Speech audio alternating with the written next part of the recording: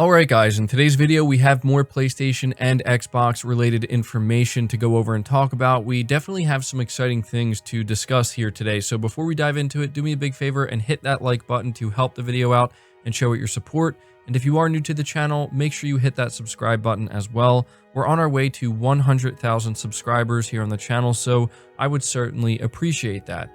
We're starting here though with something potentially very exciting that I think pretty much everyone listening to this will be interested in hearing about, and that is the fact that Sony has registered a new trademark for PlayStation Experience Event, also known as PSX. Now, this is something that is not new for PlayStation. This is something they have done in the past, but they haven't done it since, I believe, 2018. And what's interesting about this is that when Sony would host the PlayStation Experience Event, they would do so at the end of the year. I think it was actually done in December.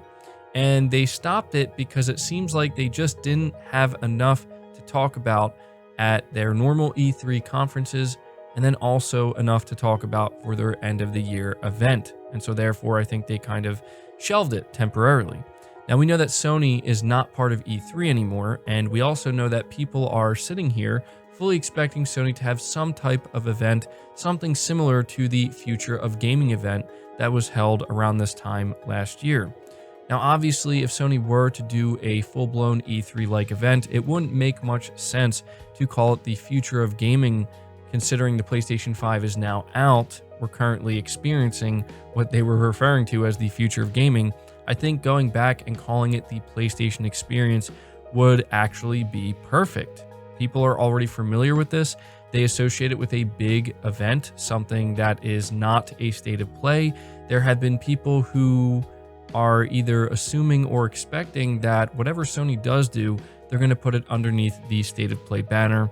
I think at this point, it's more than clear that Sony will not do a big event, a game showcase type event under State of Play. They're either going to dedicate it to a single title, or it's going to be for some smaller updates and some smaller stuff, and not for something very significant.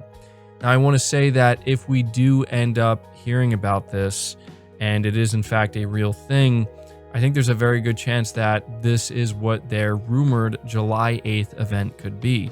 Now, it's currently just a rumor that they're going to have their event on July 8th, but it's something that's been kind of lingering, right? Something we've been hearing, and it's turning into one of these things where it seems likely, where we're seeing the smoke right now, there is a fire, and I do think Sony's either going to do something at the end of June or the beginning of July.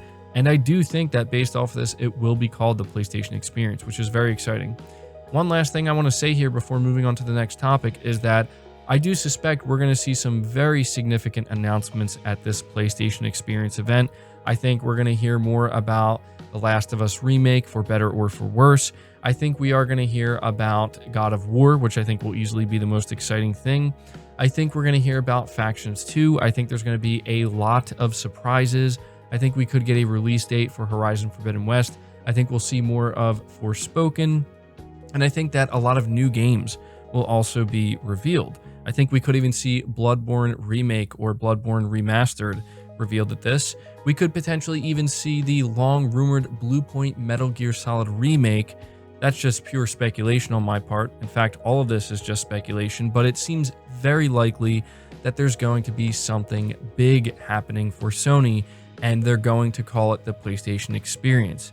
Now, I would not assume that just because it's called PlayStation Experience that this is going to be an event that happens at the end of the year. Again, you have to remember, Sony put this event in the past at the end of the year in December to separate it from E3. Now that Sony is no longer part of E3, they have no reason to do that. So, very exciting. Be sure to let me know down in the comments below what you think about this PlayStation Experience event.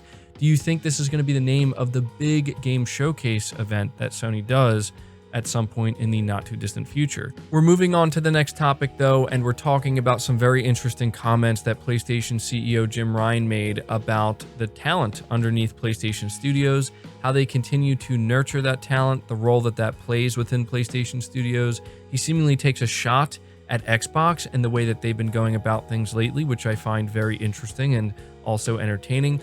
But he also talks about the initial lineup of the PlayStation 5, and he seems to express his excitement for what is to come. So it says here, reading from WCCF Tech, the PlayStation 5 has been a success in terms of sales, but there's been some, shall we say, spirited debate over the system's early software lineup. Is Sony delivering enough big games fast enough? Should big games like Horizon Forbidden West and Gran Turismo 7 be cross-gen? Everyone has an opinion, but in a new interview with Axios, PlayStation Studios boss Jim Ryan seemed confident Sony was delivering a better early lineup on PS5 than they did on PS4, and so this is what Jim Ryan had to say. Yes, the output during the PS4 cycle was excellent, but the great majority of those games came in the second half of the cycle.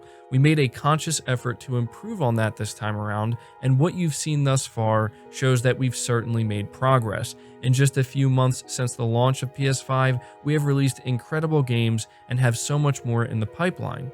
And developers are really just getting started taking advantage of the technology in PS5. I can't wait to see what PlayStation Studios and our third-party partners create for PS5. If games like Spider-Man Miles Morales, Returnal, and Ratchet & Clank Rift Apart are examples of what you can achieve in the first 6 months of PS5, imagine what we will see in year 2 or 3. Now, I have to say, I 100% agree with everything Jim Ryan is saying here. Not only is he correct about what he's saying about the lineup, I mean, obviously, we're comparing this lineup to the PS4. He's not necessarily comparing the lineup to their main competition, that being Xbox. But I think the PlayStation 5's initial lineup absolutely crushes not only the PS4's, but also Xbox's. I'd say that the PS4's initial lineup actually stands much more of a chance, and Sony is kind of competing with themselves in this case. That's probably why they're comparing it to the PS4 here. Than, say, the Xbox lineup. I mean, the Xbox lineup was essentially non-existent, and I think that this is something that Sony should be talking about because it is something they clearly put a conscious effort into doing, and we are seeing the results of that. I mean, I'm literally playing Ratchet & Clank right now immediately after playing Returnal. It's pretty crazy, actually. And I think it's interesting that he's teasing his excitement about their future games and the future of what games are going to look like in year 2 and year 3 and how they're going to run. I think that's very exciting, and I think we're going to get a good glimpse of that very soon. It continues here by saying, while it's easy enough to make that comparison within roughly its first year, the PS4's lineup included Killzone Shadowfall, Knack, Infamous Second Son, Drive Club, and The Last of Us Remastered, all of which were PS4 exclusives. Meanwhile, PS5 will get Demon's Souls, Spider-Man Miles Morales, Sackboy: A Big Adventure, Returnal, Ratchet & Clank Rift Apart, and hopefully Horizon Forbidden West. I'll let you decide which system has a better lineup. I think it's obvious. Continuing on here, it says, elsewhere in the Axios interview, Ryan seemed to indirectly address the recent spending spree of their rivals, Microsoft, as well as reports Sony is starting to become more conservative about what they will greenlight, saying successful development is a matter of creative freedom, not throwing money at it. So this is what Jim Ryan had to say. Nurturing creative talent is not as simple as throwing money at it. You also must give them the freedom to be creative, to take risks, and come up with new ideas. Just look at Ghost of Tsushima from Sucker Punch. That was not the game we thought that they were going to make. But we are not overly rigid or corporate with our talent. We want them to use our hardware as their creative palette.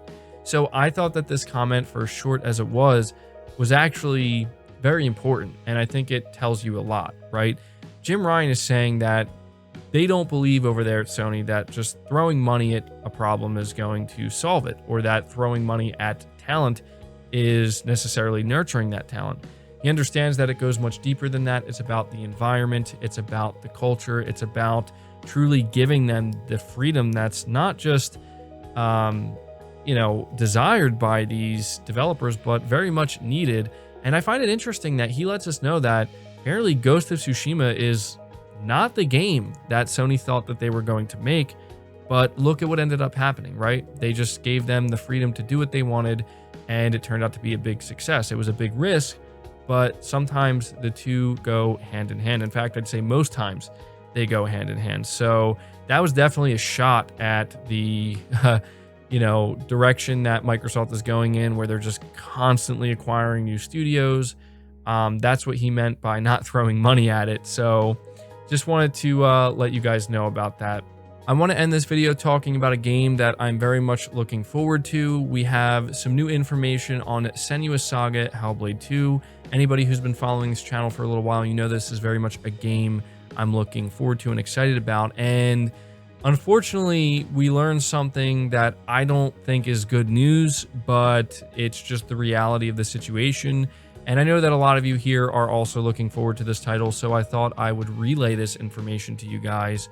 It says Microsoft's recent Xbox and Bethesda E3 game showcase was a packed show, but there were a few notable games and developers missing from the show.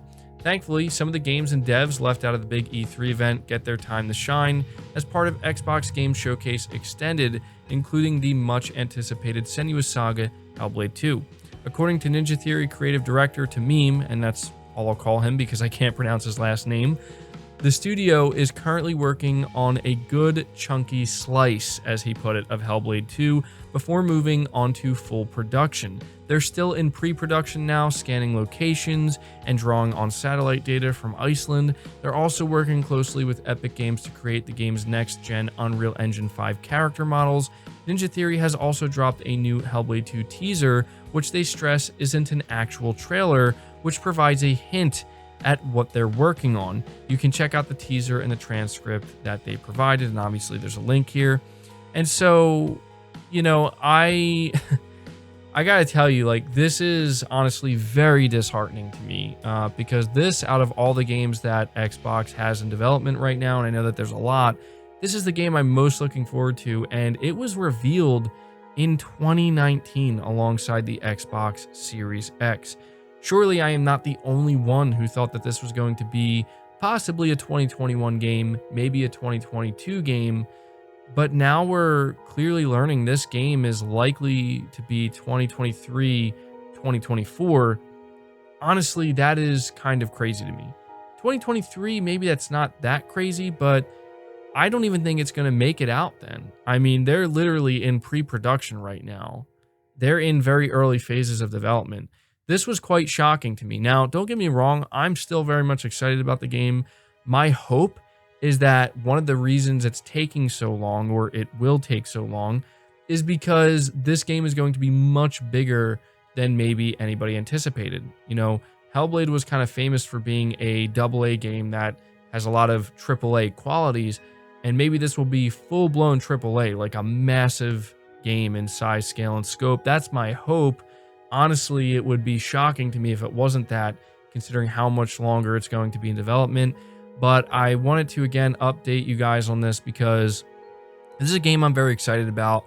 And I'm not going to lie, I was quite shocked to hear this. I thought that we were going to be getting a new trailer at E3, maybe finally some gameplay. The reason why we haven't seen gameplay of this title is because there is no gameplay to show. That is crazy to me. But they are working with Unreal Engine 5. And it sounds like they're really going above and beyond to try to really do some great things with this game. So I still have a lot of hope for it. I'm still ultimately excited. But I gotta say, like, my excitement levels and my hype levels have been dramatically reduced. Almost down to zero, considering it seems like this game it's just going to have to go away for a while. And it's going to be years before we actually see it. So yeah, I just wanted to take some time to share that with you guys. I thought that was very interesting. But there you go. That's pretty much our update for Senua Saga Hellblade 2. And yeah, I'm going to end the video here. So be sure to leave your thoughts down in the comments below. I'm going to be interested to see what you have to say. Leave the video a like if you enjoyed it or found it informative. Subscribe if you're new. Hit the bell notification icon and feel free to share this video out on top of all that. But until next time, guys, take care.